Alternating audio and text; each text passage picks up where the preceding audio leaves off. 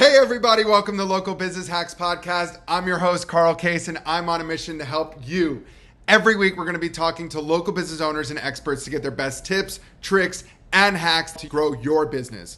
This show is designed to teach you, inspire you, and motivate you to take massive action and start to build your future-proof business. Whether you're just starting off or you're taking your existing business to the next level, this episode is for you. So let's get started. Hey, local business hackers. I'm your host, Carl Case, joined today by Nicole D'Andrea from Spark Strategies. Nicole, welcome to Local Business Hacks. Thank you so much for having me. I'm thrilled to be here. So, Nicole, obviously you don't overnight decide, I'm going to open a consulting agency for boutique fitness brands. Tell me your story and how you got here. Yeah, definitely not what I ever imagined myself doing. I actually started my career in healthcare. I was working for a physical therapy agency. I was doing home care. And I spent about 8 years with that practice, helping people feel better in their bodies, but in a different way. Always in the back of my mind, however, I had this nagging feeling that the way that we approach wellness in the West is just not it. We were missing this major component, which was the role of the mind. And I really felt like, specifically with geriatrics, which was the work that I was doing, we totally overlooked that piece of it. Around the same time, I was falling in love with yoga. I kind of had that whole awakening thing, the eat, pray, love moment. I spent some time in Bali. My life was changing, and I decided to become a teacher. I was doing it kind of nights and weekends alongside my career. And one day woke up and realized I wanted to make it my life. And I felt like I had just, that's the way it goes, right? But teaching a million classes wasn't the way to do it. So I felt like I had really two choices. I could either become a world famous retreat leading Instagram yogi. Yes, that was one choice. Or I could open my own studio. I really wanted something that was mine, and I wanted to make it my career. And so I opened a studio, very lean, very bare bones. I always laugh because every once in a while an old, original schedule will surface, and it's like 14 out of 17 classes with Nicole. I totally bootstrapped it in the beginning. And even though I didn't know much about running a business, I had worked at so many studios before this that I knew there was a reason why so many of them were struggling. And I made it my mission to learn as much as I could about all of it, how to create systems, how to price properly, how to build a sales process, how to adopt best practices in marketing. And I fell in love with it. So my studio grew organically pretty quickly. And because I had such deep roots in the yoga world, past bosses, people who own studios nearby were reaching out to me, asking me, how are you doing this? How are you doing this so quickly? So I started volunteer consulting. And I found this just deep, deep need for more women taking themselves seriously as business owners, more professionalization in this industry, more knowledge, more empowerment. And so I decided to get some formal training. I became a mind-body certified business consultant, did a life coaching certification, because back to that whole thing about the mind, there's lots of mindset, confidence stuff that is required of an entrepreneur. So I got a bunch of certifications. And I started consulting. So I was a one-woman show for about 4 years. Nicole D'Andrea Consulting was how I started my business. I really gave it the name no thought. I was like, I don't know, I'm Nicole D'Andrea and I'm doing consulting. So Nicole D'Andrea Consulting. And that business just took off, especially in light of the pandemic. So many people just needed help. And I transitioned over to an agency in the last couple of months, where now we're not only doing consulting and strategy, but also some done-for-you marketing services to really help our entrepreneurs just be in their zone of genius, doing the things that they want to do in their business and leaving the rest to us. So that's the short version. Congratulations, Nicole. And for our listeners, how can they get involved with you and Spark Strategies? Cool. The best place to find us is our website, sparkstrategies.co is where you can learn about us and all the services that we offer. But if you're just interested in kind of hearing what we have to say, we hang out in the Profitable Studio community on Facebook, where you can find lots of free resources and information. I love that. And for people wanting to get involved at your yoga studio, where can they find it? And Blackbird. I know, I always forget about that part. Blackbird Yoga Studio in Holworth, New Jersey. Awesome. Let's transition a little bit. Obviously, being both a mind-body consultant and being knee-deep in this, from your leap from healthcare into being a yogi / business consultant, I personally have been hands-on with hundreds of yogapreneurs that, fall into owning their own studio because they love it and they feel as though that's the need, and how they can serve the community is by owning their own studio. And then unfortunately, I've seen so many yogapreneurs work themselves out of what they love, which stinks because they don't know how to own a business. They don't know how to run a business. So you being the expert in this field, what are some things that you wish that you knew early on that now that are like your top things that you immediately dive right into when being hands-on with a client? Yeah. Okay. Well, the first thing is not the sexiest, but by and large, the most important. It's understanding your numbers. I think that instinct is really useful when you're walking down a dark alley at night and getting the sense that maybe I shouldn't be here and I should turn around. Instinct, not so great when it comes to running your business. And I find that a lot of people without a background, which, no harm, no foul, I didn't have one either, but they make their decisions based on a sense of feeling, or I think this is where my energy is best focused, or I think this is what I need, and not a sense of knowing. Yep. And I know that numbers feel scary, especially for the heart-based entrepreneur who never got into this because they love QuickBooks, right? It feels scary to go there and to try to learn an entirely new skill. But the numbers are so illuminating, right? They illuminate what's going well, and they illuminate where your energy is best focused so that you can drop that feeling of, oh my God, I need to do everything all at once. I need to get new students in. I need to keep them. I need to keep my members happy. I need to run a new teacher training. I need to add a program. It's like your numbers help make decision-making so much easier. So that's totally number one. Have to know it, have to do it, have to understand it.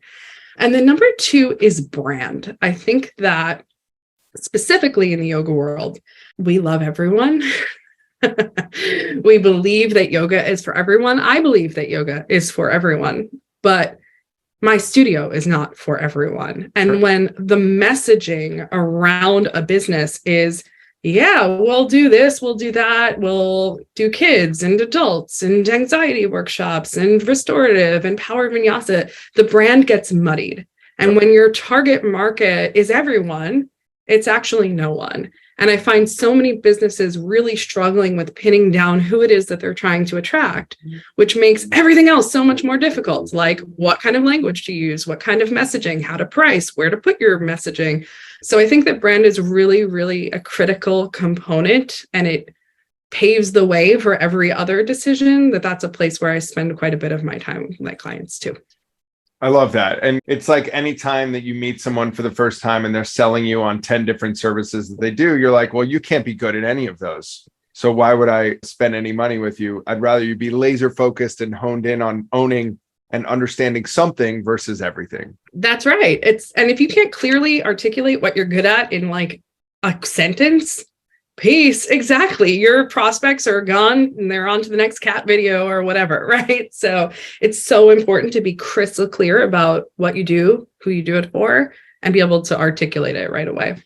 Yeah. Or you can always leave some questions at the end to get somebody excited. Like Referrizer is the world leader in lead automation and nurturing to membership purchase. And they're like, what? How do you do that? Like, okay. Yeah, but that you can explain later, right? Like, yeah, exactly. Your clients don't actually care how you do what you do. They just want to get there.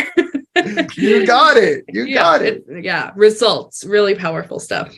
results in creating raving fans that are walking billboards of your business. And you're in business. If you can do those two things, I don't think you'll struggle in life. Yeah, you've got it right. 100%. That's awesome. Nicole, so I want to transition a little bit and give you the floor. If you can share some stories, whether they're funny or something that taught you a lesson, I'm super interested in the story, not so much the result. We'll talk about that after. But what are some stories that come to mind that you'd love to share?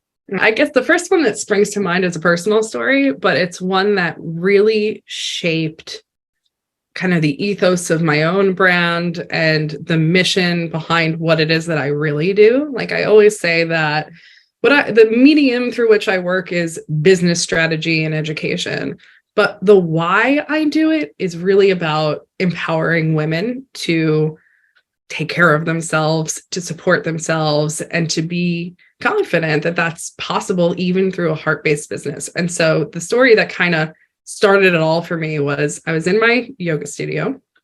It was maybe 6 months old, like it was brand new. And an older woman came in and she kind of started looking around and she was like, wow, this is a really nice space. I said, thank you. And then she got this puzzled look on her face. I could see like pieces moving around in her brain. Like she was trying to put it all together. I was 28 when I opened my yoga studio, by the way. So like I was young, like I looked young and I was young. And so she's looking around, she's like, this is a really nice space. And then she looked at me and she said, is this your only job? And I said, yeah, this is it. It's my only job. And she's like, I see you're kind of putting some more pieces together. And then she looks me dead in the eye and she says, you must have a really rich husband. Yeah. Yeah. Insert shocked face. Yeah. Boom. Right. And it took everything in me not to just totally let her have it in that moment. But from that day forward, I was committed to not only proving her wrong, but like wildly proving her wrong. That like now I'm going to crush it, right? Like, thank you for lighting that fire under my ass. Part of my choice of words there, but like now I'm going to make it my mission for the rest of my life to make you so wrong about me and every other woman that I come in contact with. So yeah, boom. That's one of my favorites, kind of. And how long did she stay at your yoga studio? Not too long. I mean, I think I, energetically made my position known pretty clearly. That's awesome. Yeah. Nicole, well, I got time for one more if you have something you want to share. I think that if I was to drive it, if you don't mind picking a topic based on how you aided your clients in bouncing back from COVID, but more so on the value side. How did you aid your clients in bouncing back, and what are ways that they can use that today? What's some advice you can shed on that topic? Well, math-based pricing is definitely at the top of my list. One of the things that the pandemic did to many businesses was it shrunk the capacity, right?